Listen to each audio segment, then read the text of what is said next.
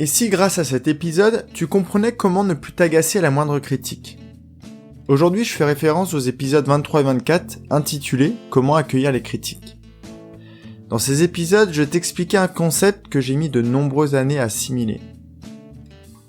Tu as dû remarquer par toi-même que certaines critiques, alors que ce ne sont que des mots assemblés dans un certain ordre pour créer une phrase, te font exploser, ou au contraire te mettre plus bas que terre.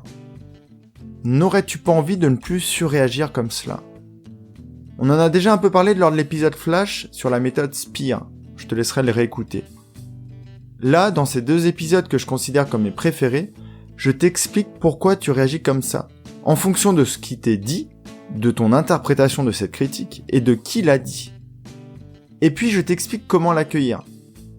Alors je vais avoir du mal à te résumer en une seule minute cette posture que j'ai mise, comme je l'ai dit en introduction, plusieurs années à intégrer. Mais quand tu arrives à accueillir une critique, tu ne pars plus en pleurant, tu ne t'époumones plus en criant, tu ne te bats plus, tu l'écoutes, tu l'observes et tu prends de la hauteur vis-à-vis de celle-ci. Et même quelquefois, quand tu auras atteint un niveau d'accueil vraiment très important, elle te permettra de progresser, qu'elle soit justifiée ou pas. L'exercice que je te propose aujourd'hui, c'est de prendre 30 minutes pour écouter ces deux épisodes. Et si jamais tu ne peux t'offrir que 15 minutes, écoute l'épisode 2.